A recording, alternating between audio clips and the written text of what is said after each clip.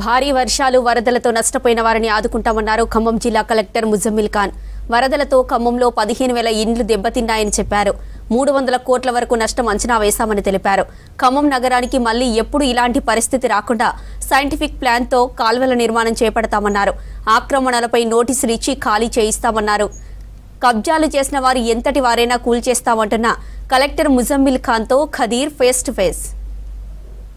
గత 12 రోజుల నుంచి ఖమ్మం నగరాన్ని వరద ముంచెత్తుతా ఉంది. దాని కారణంగా అనేక కాలనీలన్నీ కూడా నీట మునిగిపోవడం జరిగింది. జిల్లా వ్యాప్తంగా అనేక కాలనీలన్నీ కూడా ఇప్పటికీ నీటిలోనే ఉన్నాయి. అనేక చోట్ల అనేక మంది వరద బాధితులుగా మిగిలిపోయారు. అనేక పునరావాస కేంద్రాలకు తరలిపోయారు. భారీగా ఆస్తి నష్టం వాటిల్లింది. దాంతోపాటుగా అనేక మంది ఆర్థికంగా చితికిపోయిన పరిస్థితి ఉంది. అసలు ఖమ్మం జిల్లా వ్యాప్తంగా ఎంత నష్టం వాటిల్లింది, అసలు ఎలాంటి పరిస్థితులు ఉన్నాయి, ఈ వరద ఎప్పటి వరకు తగ్గే అవకాశం ఉంది, ఎవరికైతే ఆర్థికంగా ఇబ్బందులు ఉన్నాయో వాళ్ళు నష్టపోయారో వాళ్లకు ప్రభుత్వం తరపు నుంచి ఎటువంటి సహకారం అందబోతుంది అనే అంశాలు మనం తెలుసుకోవడం కోసం మనం ప్రస్తుతం జిల్లా కలెక్టర్ ముజమ్మిల్ ఖాన్తో ఉన్నాం. వారితో మనం మాట్లాడే ప్రయత్నం చేద్దాం.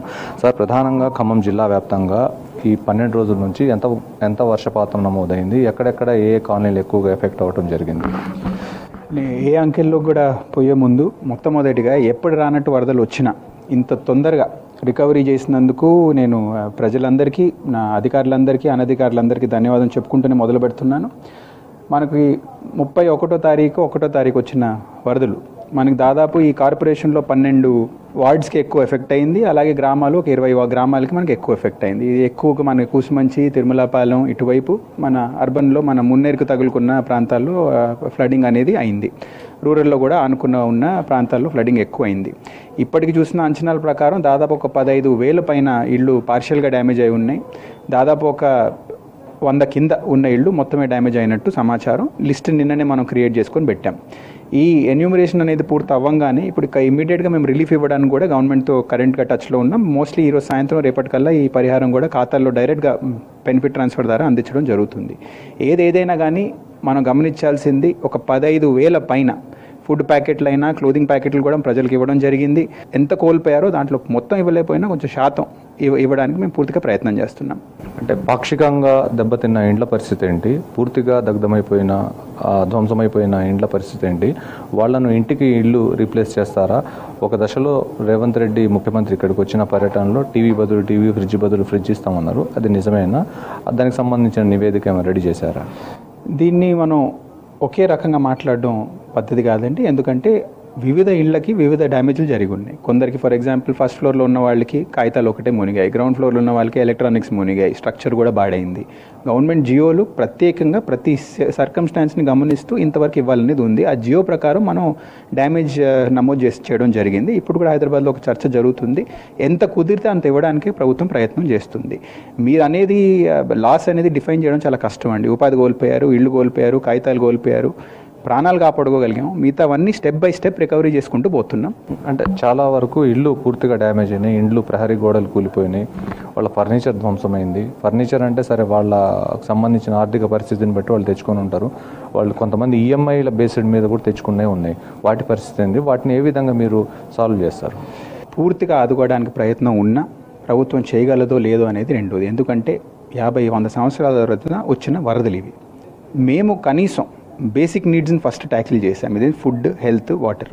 ఇవి ట్యాకిల్ చేసిన తర్వాత ఇప్పుడు స్టెప్ బై స్టెప్ మిగతా నష్టపోయినవి కూడా మేము ట్యాకిల్ చేస్తూ పోతున్నాం. గవర్నమెంట్ జియోస్, సర్క్యులర్స్ స్పష్టంగా ఉన్నాయి. వీటిలో పరిహారం దేనికి అందాలి, వ్యవసాయ భూమికి ఎంత అందాలి, ఇంటికి ఎంత అందాలి, ఇతర అంశాలకి ఎంత అందాలి, బట్టలకి, ఇటువంటి అంశాలపైన అవి మేము ఆల్రెడీ లిస్ట్ పూర్తి చేసుకుని ఉన్నాం. మొన్న బ్యాంక్ హాలిడేస్ ఉన్నాయి కాబట్టి చేయలేకపోయాం. మోస్ట్లీ ఈరోజు సాయంత్రం వరకు పరిహారం అనేది అందుతుంది. ఎవరికి ఎంత అనేది నేను ఎందుకు అంటున్నానంటే ఇంత పెద్ద జిల్లాలో వివిధ ప్రాంతాల్లో వివిధ రకాల అఫెక్ట్ అయి ఉన్నాయి. అందరికి ఒకేసారి పరిహారం ఇవ్వడం, ఒకే రకంగా పరిహారం ఇవ్వడం అనేది మంచిది కాదు అని మా అభిప్రాయం.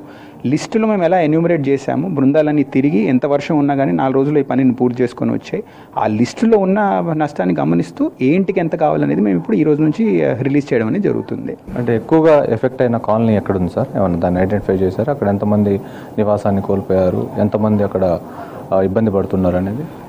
మోస్ట్లీ మనకి రూరల్లో కూసుమంచి, ఖమ్మం రూరల్, తిరుమలపాలెం, అర్బన్లో మనకున్న 12 వార్డుల్లో మనకి రాజీవ్ గృహకల్ప, అటువైపు రూరల్ వైపు ఉన్నవి, ఇటువైపు మాకున్న మంచుకుంట కాలనీ ఒకటి, ఇటువంటి ప్రాంతాలు ఎఫెక్ట్ అయ్యాయండి. అండ్ కొన్ని ఎలా ఉంటాయంటే మన వార్డ్ ఎఫెక్ట్ అయినా కానీ కొన్ని ఇళ్ళే ఎక్కువ ప్రభావితం అవుతాయి. మున్నేరుకి తగులు ఉన్న ఇళ్ళు ఎక్కువ ఎఫెక్ట్ అవుతాయి. లోపలికి కొంచెం వస్తే కొంచెం మన దంసలాపురం ఇటువైపు, లోపలికి వస్తే కొంచెం ఎఫెక్ట్ తక్కువ ఉంది. మున్నేరుకి ఆనుకొని ఉంటే చాలా ఎక్కువ ప్రభావితం ఉన్నాయి. అయితే ప్రస్తుతం మున్నేరు పరివాహక ప్రాంతంలో ఇండ్ల పరిస్థితి ఏంటి? అవి అలాగే కొనసాగుతాయా? వాటిని ఏమైనా అక్కడ నుంచి రీప్లేస్ చేసి వాళ్ళ కొత్త ఇండ్లు ఎక్కడైనా ఇచ్చే అవకాశం ఉందా? ప్రతిసారి కూడా ప్రతి ఏడాది వరద పెరుగుతూనే పోతుంది. ఒకవైపు ఆకేరు, ఒకవైపు పాకాల చెరువు, ఒకవైపు ఉడుమగేరు, ఎన్ని ఏర్లు ఖమ్మంగా వస్తున్నాయి. బయ్యారం పెద్ద చెరువు నుంచి కూడా అలుగు పారితే ఖమ్మం జిల్లాకే వస్తుంది. కాబట్టి అలుగు అనేది మున్నేరు ద్వారా పెరుగుతుంది. వాటిని ఏమైనా రీప్లేస్ చేసే అవకాశం ఉందా? ప్రభుత్వ ఆలోచన ఏముంది? చర్చ జరుగుతుంది కానీ ఇది ఇప్పుడు మాట్లాడాల్సిన అంశం కాదండి. ఎందుకంటే ఇప్పుడు మా పేద ప్రజల్ని, మా ప్రజలందరినీ ఆదుకునే సమయం ఇది. అర్బన్ ప్లానింగ్ ప్రకారం మనం ఏం చేయాలి, ఎలా చేయాలి అనేది చర్చ పెట్టుకొని నిర్ణయం తీసుకోవడం జరుగుతుంది. ఏదేమైనా కానీ వీఆర్ ఆల్సో అవేర్ దట్ ఈ సిచ్యువేషన్లో మళ్ళీ వరదలు వస్తే మళ్ళీ ఇటువంటి పరిస్థితి రాకూడదు. అంటే ఒక దూరదృష్టితో కూడా ఒక ప్రక్రియను పెట్టుకోవడానికి మేము నడిపిస్తున్నాం. మొన్ననే చీఫ్ ఇంజనీర్ కూడా పబ్లిక్ హెల్త్ హైదరాబాద్ నుంచి కూడా వచ్చారు. అర్బన్ ప్లానింగ్ పరంగా కూడా మనం ఏం చేయాలనే చర్చ జరుగుతుంది. అంటే ఖమ్మం జిల్లా వ్యాప్తంగా అనేక చెరువులు, నాలాలు, కాలువలు ఇవన్నీ కబ్జాకు గురి కావడం జరిగింది. దానివల్లనే ఎఫెక్ట్ అవుతుందని చెప్పేసి నిన్న స్థానికంగా ఉన్న ప్రజానికం రోడ్డెక్కి ఆందోళన చేసే పరిస్థితి వచ్చింది. ఈ కబ్జాలపైన, ఈ నాలాలకు సంబంధించిన ఆక్యుపేషన్స్ పైన, ఈ చెరువుల కబ్జాలపైన, వీటిపైన ఏం యాక్షన్ ఉండబోతుంది? దీనిపైన మీకు ప్రభుత్వం తరపు నుంచి ఎటువంటి సహకారం అందుతుంది? It is unfortunate. నేను కూడా గమనిస్తున్నాను ఒక అధికారిలాగా. మనం తీసుకోవాల్సిన అర్బన్ ప్లానింగ్ మెజర్స్ ఇది మన జిల్లానే కాదండి, మొత్తం ప్రపంచవ్యాప్తంగా ఉన్న ఇష్యూ ఇది, ఎంక్రోచ్మెంట్స్ అనేది. ఎందుకంటే ఆపద వచ్చినప్పుడే మనం తీసుకోవాల్సిన చర్యల గురించి ఆలోచించడం జరుగుతుంది. ఒక దూరదృష్టిగా ప్లానింగ్ అనేది మనం ప్రక్రియను ఇప్పుడు మొదలు పెడుతున్నాం. ఏదైనా కానీ దృష్టి పెట్టడం జరిగింది.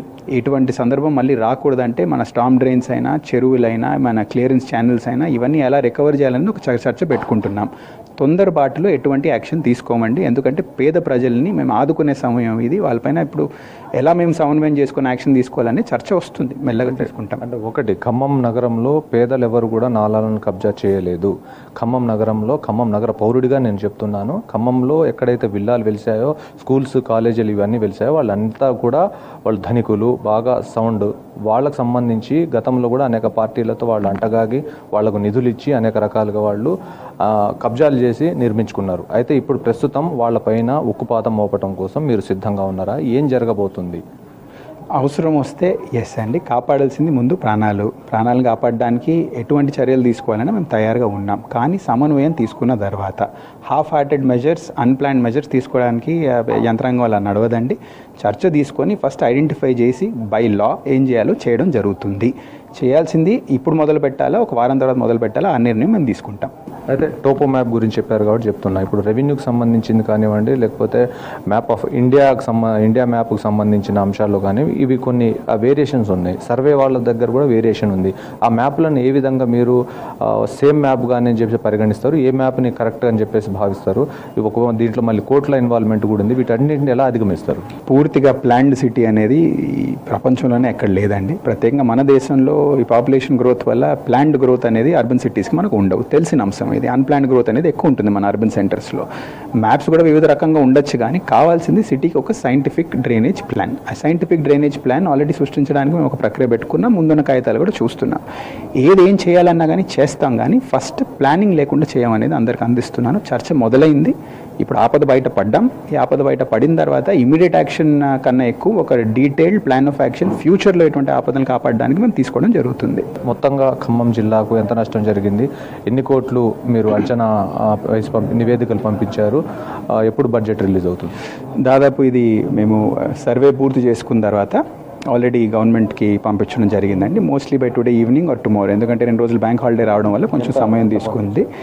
దాదాపు ఇది అన్ని కాంపోనెంట్స్ని కలుపుకొని ఒక 250-300 crores పైనే ఉంటుందండి. వివిధ శాఖలు పనిచేస్తున్నాయి. ఒక డెఫినెట్ ఫిగర్ ఇవ్వడం కష్టం, కానీ దాదాపు మనం అనుకున్నట్టు 15,000 పైన పార్ట్లీ డ్యామేజ్డ్ ఇళ్ళు ఉన్నాయి.